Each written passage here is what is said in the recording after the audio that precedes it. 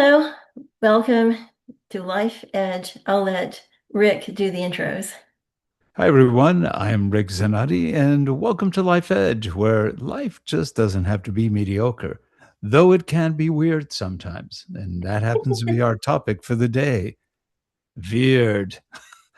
I'm joined today by my good friend and co-host, who's not really weird. But she's interested in weird. Uh, Dr. Susan Nash. It's funny when people call what we're about to talk about, which is a gentle walk down the wormhole, if you will, weird. What isn't weird? Whether it's religion, philosophy, life, there's a lot of weird stuff that goes on, and not all of it is commonsensical. Not all of it is weird. But I guess you can qualify anything as weird.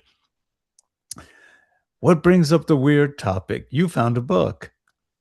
Exactly. Yes, I did. The weirdness of the world. But before I show a picture of the book, and I also bought one that doesn't have the dust cover, so I bought it at Thrift Books. Yeah. Even though it was in 2024, I guess somebody took the dust cover. Hmm. The I don't know how many of you have taken Anglo-Saxon, Old English. Okay, so the word weird comes from the Anglo-Saxon WYRD, which is like a TH, which is pronounced vir. Weird. And what it meant then was fate. And the weird sisters in Macbeth are not about being strange. This is about fate as well as the strangeness of fate. So I was totally attracted to the concept. When I saw the book, actually got a little postcard from Princeton University Press, and they had their top philosophical um, books. And I thought, Weirdness of the World, this looks interesting. Eric Schwitzgebel, and I'm guessing on how to pronounce his name. But I love the cover, and I'm thinking about buying the paperback just to have at least a cover because I like the I like the art. But at No, any rate, it came I out don't have the in cover. 2024, and I think Rick, you bought the audiobook. What have you I bought found the so Audible far? version of it, and which I think came out in 24 or 25. What have you learned so far as you read? Well, I just started reading it, right? Because I got this a couple of hours before the show, and I said, well, let me just go through it. Went through what the chapters look like, and he's talking right now about common sense, versus non-common sense. How can you justify certain things that don't make a lot of sense and yet somehow do make sense? So And he it's puts it, yeah, and he all puts it within a taxonomy of weirdness. So I'm going to read what he talks about the taxonomy of weirdness. Um, so weird, contrary to conventional, ordinary, and readily understood. Okay, I get that. Now he talks about bizarre. And says that's bizarre is contrary to common sense.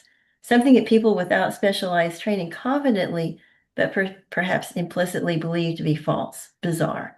And then dubious, he goes into dubious and he coins the term dubiety.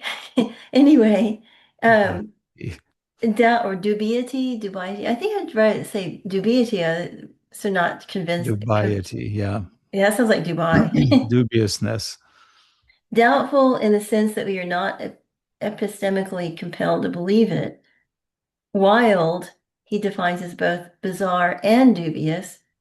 And then theoretical wilderness, a topic on which every viable theory is wild. In other words, both bizarre and dubious.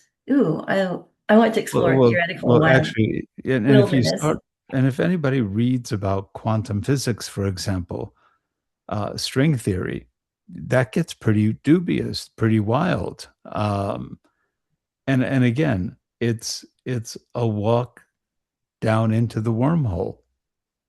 How far down do you go? Do you come back out of the wormhole? Are you the same when you come back out of that wormhole? Because obviously your perceptions of life will change.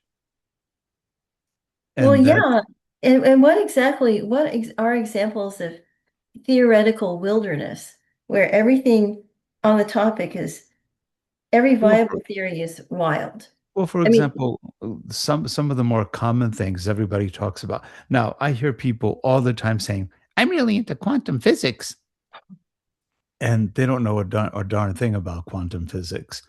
They know it from a very high level.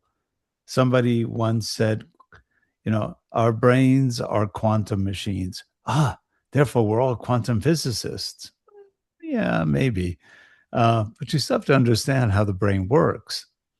And you have to understand what quantum physics is all about. And when people say they're into quantum physics, and you tell them, well, then you're into the physics of the small, the very, very, very minutely small. They go, huh? What does that mean?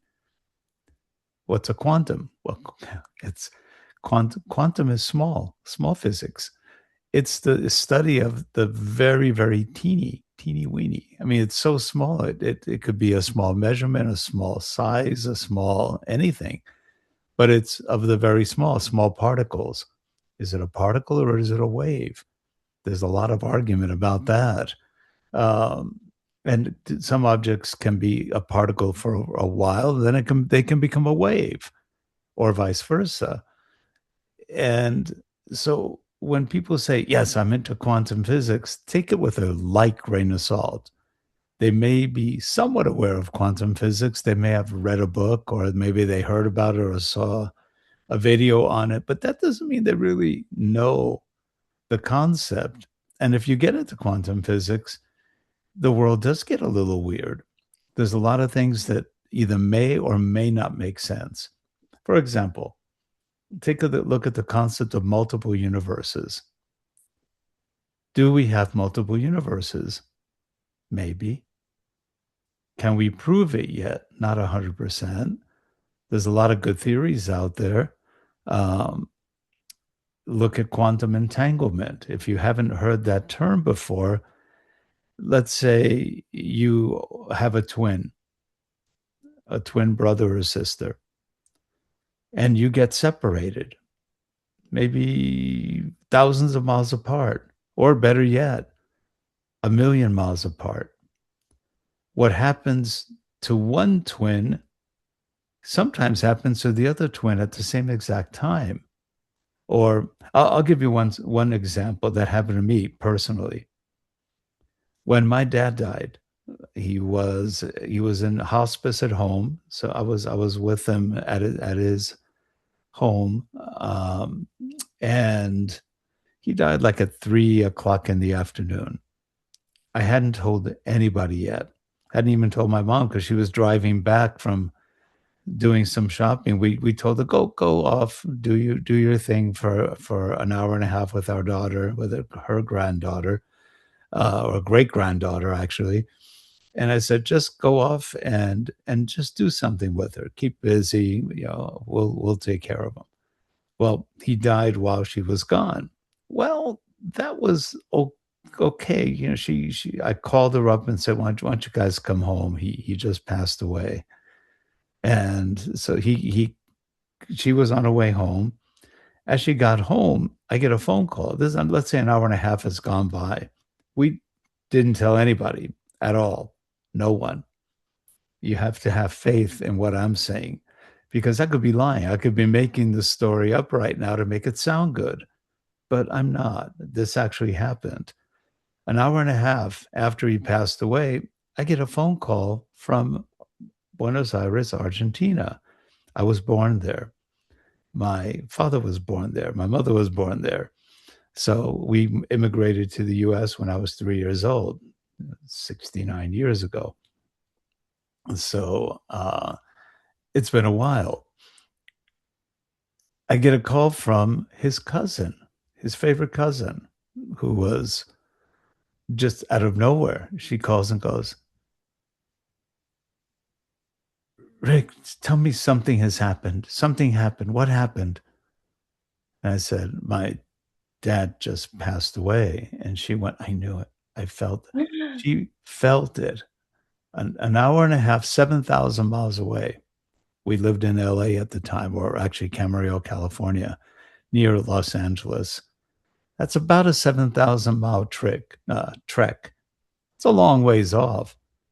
She within an hour and a half, she felt something. She was uneasy. I asked her, "What do you feel?" I just felt like something had changed. Something went wrong. I felt him, but I didn't feel him. Wow. Oh man. That was something. And I kept going, that an hour and a half. Not no phone calls to anyone yet, except my mom. She hadn't called anyone. She was driving home. She was busy doing that. The only person I did call was the service that came out. They were the hospice center, and the nurse. I told the nurse, and she doesn't know any of his relatives or our relatives. She only knew him and us because she came over to the house twice a week.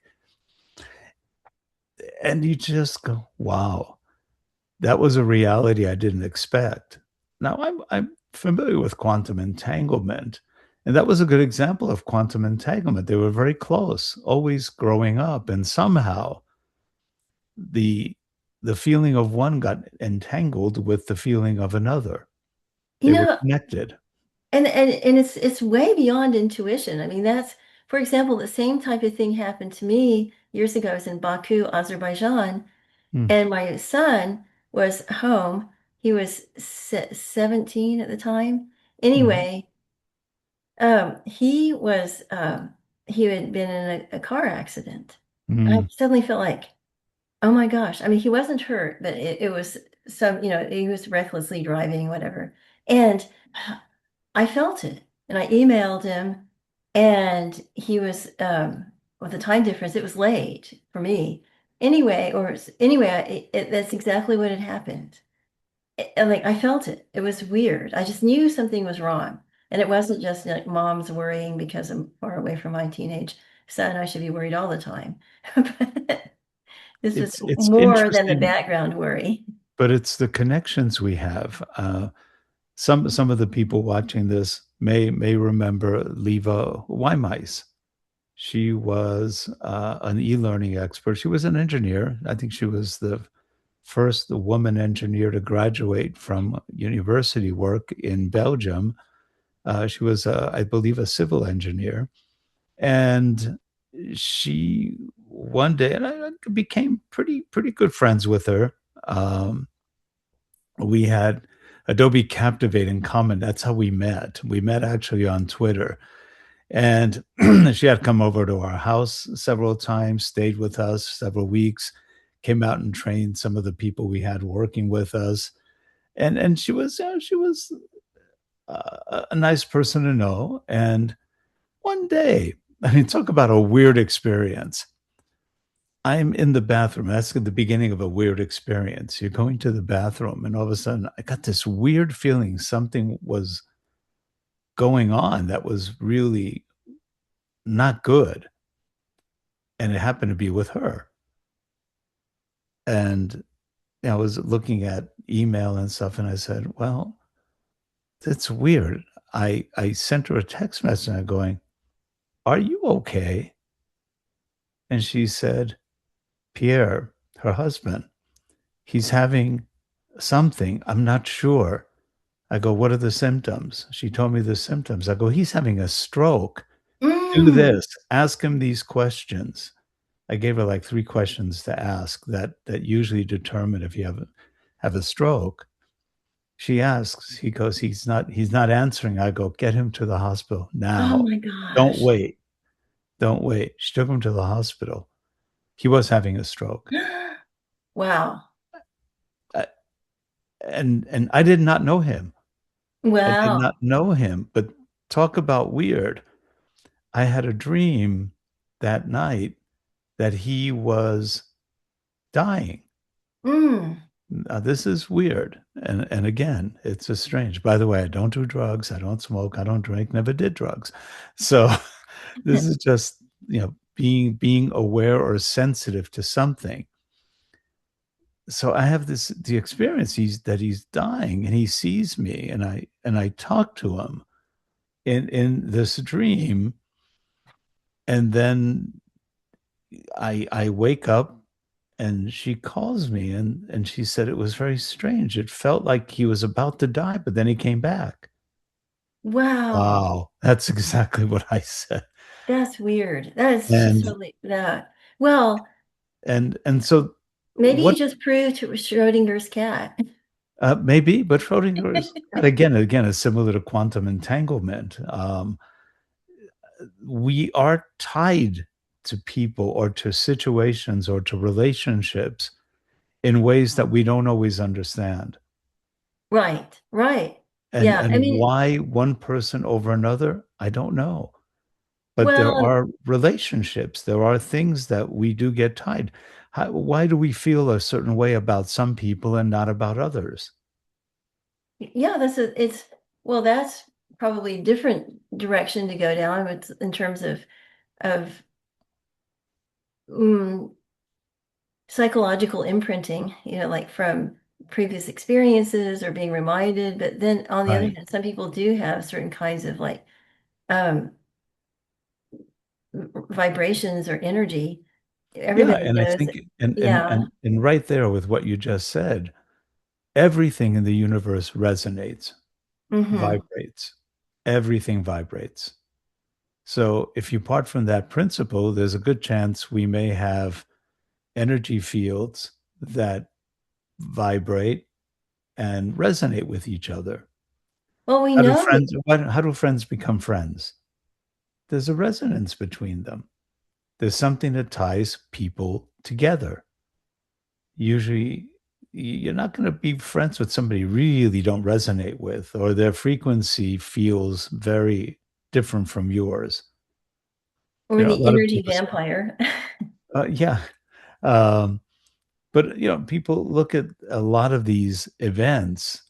These could all be explained by quantum physics in one way or another, but they can also be explained by some religions, maybe, or some philosophies, or some practices. Meditation can open you up to certain things. Certain practices, some could consider them occult practices, secret practices, but are they really? No. It may be just simply that most people don't get trained in some of these things. For example, in my case, and maybe and in your case, let's say we are sensitive to things. Hmm. You are sensitive to what your son went through. We've all had some sensitive experiences. I've had sensitive experiences with people like Leva with Hmm. my dad's cousin, who I considered like an aunt, feeling him dying, Hmm. knowing um, my well, we didn't talk about this, but um, I had an amputation on a lower below the leg, a below the knee amputation on my right leg 2 years ago, a little bit, just about 2 years ago, 2 years But and I a can't month believe ago. it's been, yeah, that's just, wow. Yeah. And the night before that happened, before I went to urgent care, this is again very strange. I was upstairs in the loft, and we were renting a house. We're in a different house now, but at that time we were renting a house in Boise, Idaho, and I was upstairs in a loft where my office was. I had a home office, and then we had real offices. And all of a sudden, I hear a scream downstairs. My wife was screaming, not at me for for a change, I guess. Uh, but I heard a scream. I went running downstairs, and she was just like going, she was breathing out. She goes, I saw him. He was here. I go, what's going on? What, you had a dream?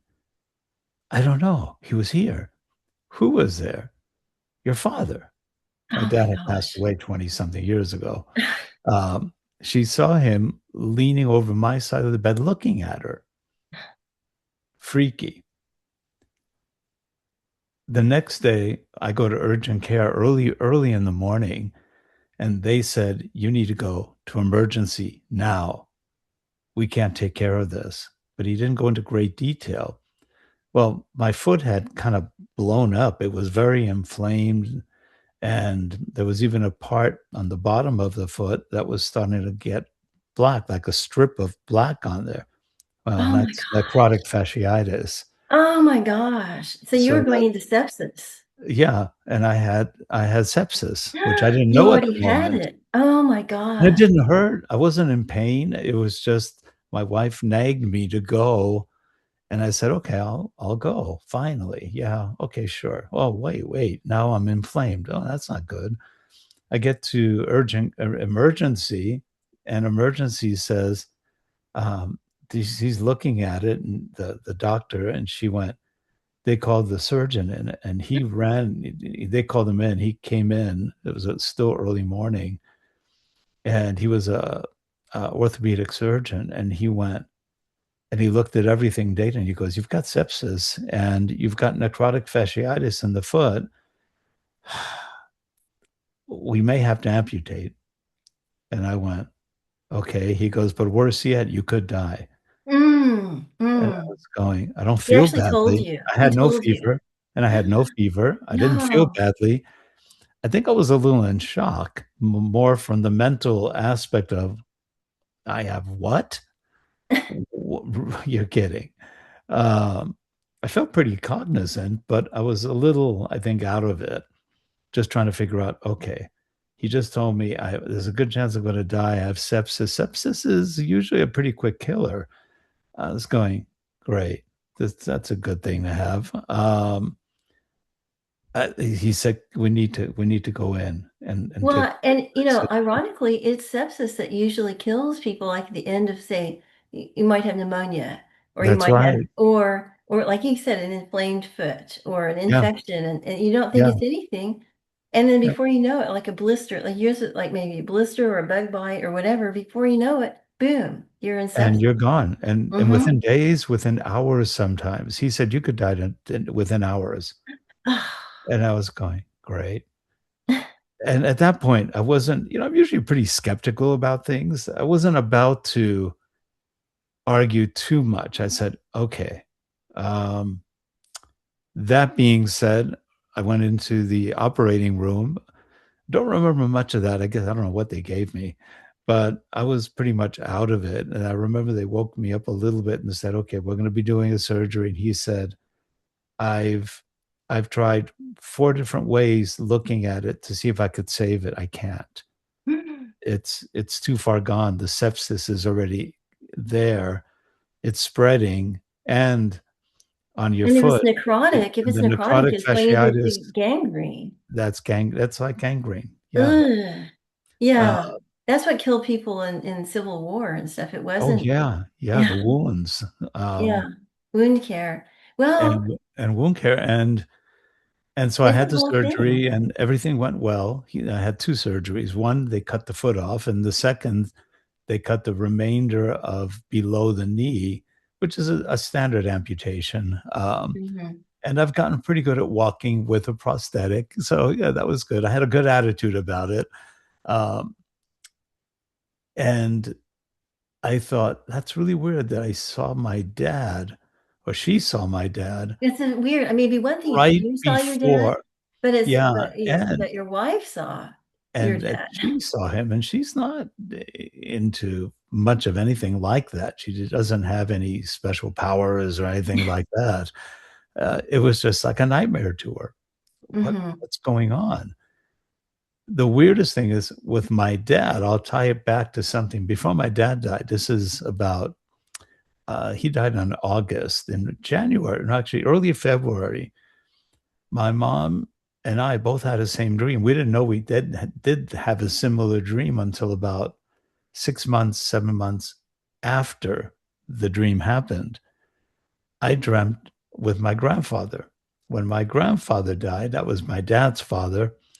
I was about 19 years old, and I had a dream early in the morning, like at 4 or 5 in the morning. I think it was on a Friday. Um, and that in the dream, my grandfather was saying hi to me and told me, "Don't worry about me. I'm fine. I feel good. If things are warm and friendly, and I just feel good. Don't worry." I woke up. That was an interesting dream. Found out like 8 hours later he had died about Wow. that time. Wow. Wow. it's another experience. I went, wow. And my aunt, I had an aunt who had the same exact dream with him, with my grandfather. So then a day before my dad died, I had a dream where my grandfather and grandfather were just visiting in that dream together. And I was like, wow, okay. So I knew it was imminent and I knew he was imminent. He was on hospice. But, there's a possibility it could have just been my imagination. I have a pretty good imagination. It could have been something else. It could have been just a reality that it really happened, or I was tuned into something. I take a scientific approach. I was trained in engineering, in science. So I have a scientific bent, but I've also had that other bent where I studied martial arts and Asian philosophies and practices, for going on, let's see, 62 years. So most of my life, I'm 72. Most of my life, I've studied that. So that opens certain passages up or certain concepts or anything else. So you do have some odd experiences sometimes, and you go, was that real? Am I imagining it? Am I conceiving this? It's weird. And that's another example of weird. So I take all experiences with a grain of salt. Did it really occur, or did I think it occurred, or is it something else? I Hmm. tend to believe it occurred, or I'm open to it, or I was able to, with either common sense or just analysis, figure out what was going on in a situation. But when you go through some of these things, you go, "Wow, that's really a strange, weird experience."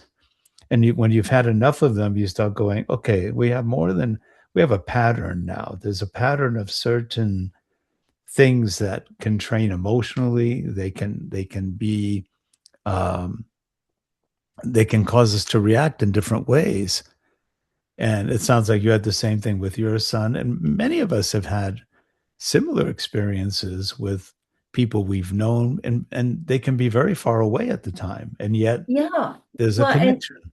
yeah, and then quantum entanglement. I often wonder if quantum entanglement can explain animism in the Mm, sense that, like, for example, the Maya, ancient Maya, they still have in their Mayan poems that are relics now that they still speak Mayan languages. Um, if you read I've read Spanish versions of from Mayan poets, and mhm, they actually talk about like these invocations. And what they're doing is they're invoking like the broom to work for you. It's almost like Disney's mm, Fantasia.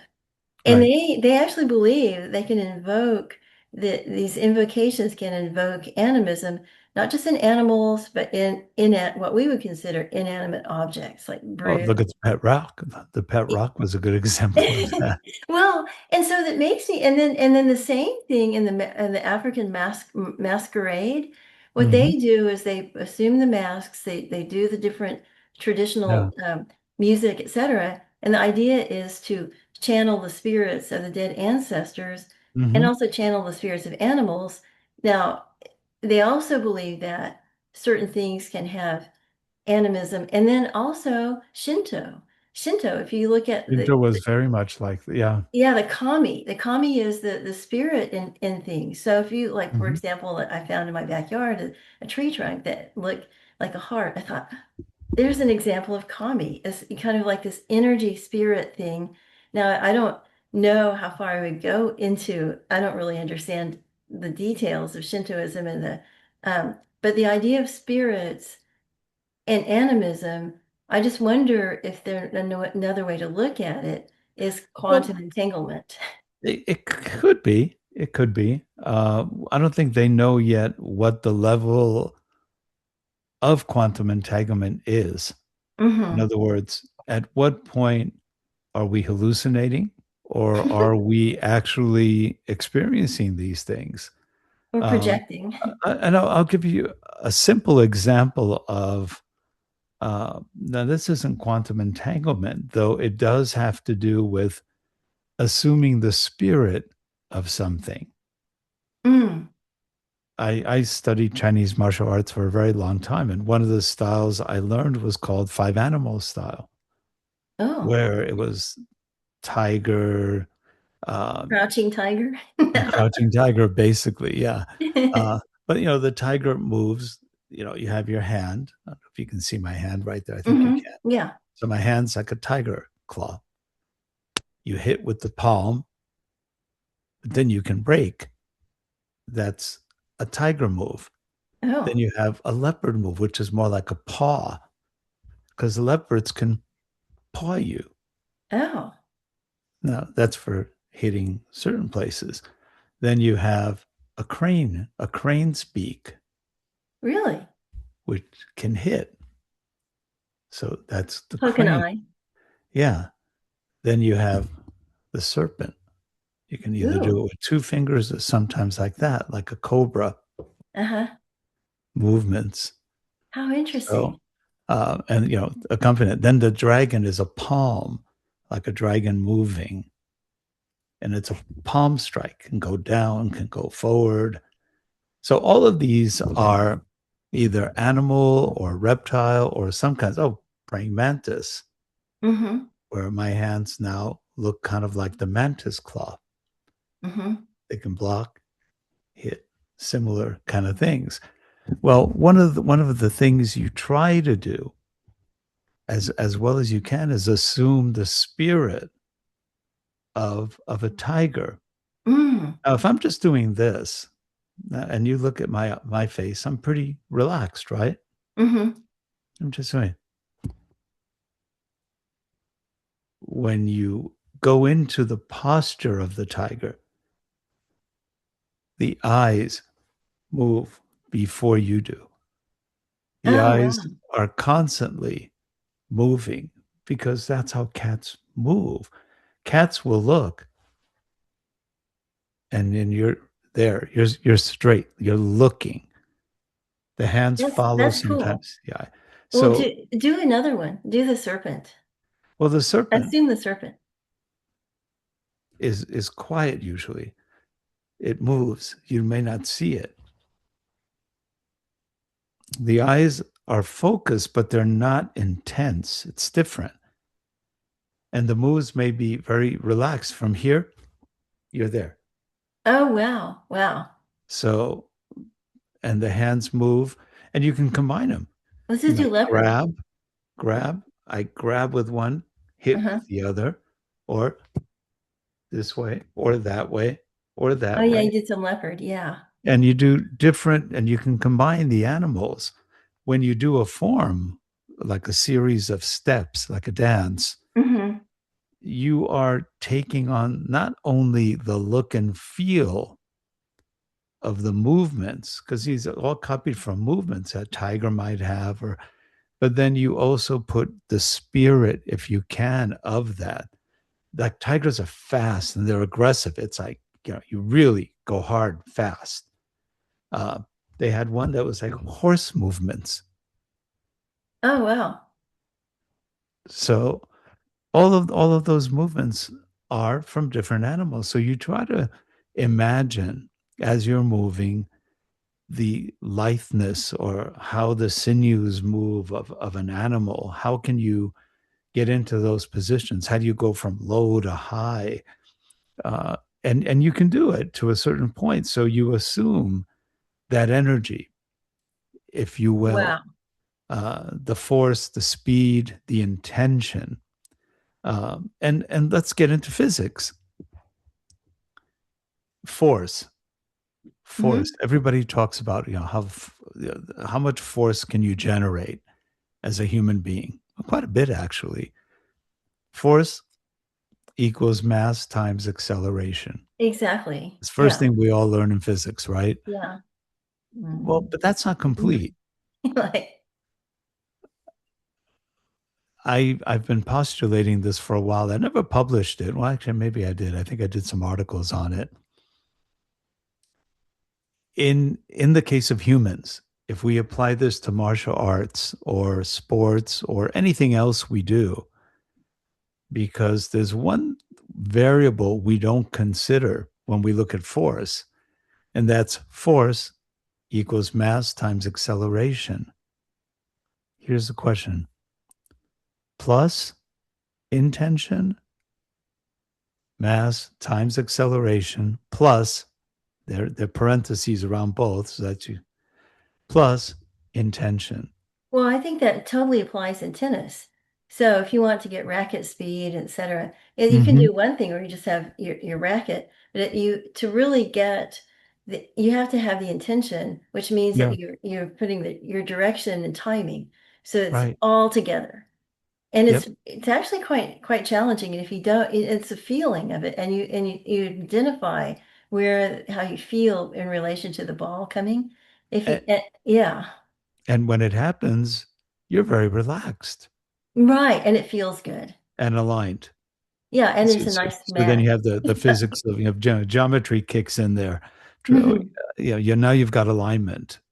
Yeah. So you've got alignment, you've got force equals mass times acceleration, plus you could say alignment to a certain point. Intention. Why do I say intention? And I say plus intention or times intention. I'm not Oh, quite yeah. sure. It could be times intention. It could be plus. It just depends on how much intention you have, I think. But for example, I've done this in exhibitions where I've given examples of internal, what they call internal energy, which is really nothing more than your mass times how fast you're moving plus the amount of intention you have. So if you push someone, this is Tai Chi Chuan. Everybody talks about Tai Chi and how it's a great health art. Well, it's really a martial art that happens to be good for the health, but so is almost any exercise. If you push and you stop the push here, you're going to move the person just a little bit because you've only touched them here. Hmm. If I push and my intention is to infinity, far, Yeah. far away, they'll go flying, Hmm. and they do. And I've been very careful because I've had cases where I've done demos, and you push someone, and they literally sometimes they'll fly back 20, 30 feet. Other What? times they'll go right to the floor. It's and you have to be careful. It's a way the energy is absorbed can also make a Hmm. difference. But the intention of moving somebody with just a simple touch, we're talking relaxed Well, touch. it's a lot different than just Newtonian. Like, I mean, okay, we've all had physics Mm-hmm. and Calc 3 where you're just basically, the billiard balls and all that. Mm-hmm. And it's a lot beyond that. Well, I noticed the time. I wonder if we should wrap this up now and then continue to explore the book and go deeper into it. Sure. Because this is one of those, it's a long topic. It's a lifetime of study. I Mhm. mean, it really is. And it's a lot of practice to do whatever we do. It is, And and this one book I think brings a lot together. I'm going to share it does. the It does. That's why it looked interesting. So like I said, yeah. I bought it as well, the Audible version. And it's it's interesting. Yeah, so maybe we could continue this. I mean, I've literally just read 5 or 6 pages. So let's continue and and then connecting all these different concepts. I love That it. sounds that sounds good. And if you have any questions or comments, please leave them below. We'll respond, and we can get a conversation going. If you have any questions about what we talked about, feel free to ask. It's always good to share the knowledge, if you will. Yeah, like and subscribe. Yep. Thank you much, and we'll see you guys next week on Life Edge. Take care, Thank you. everyone. Bye.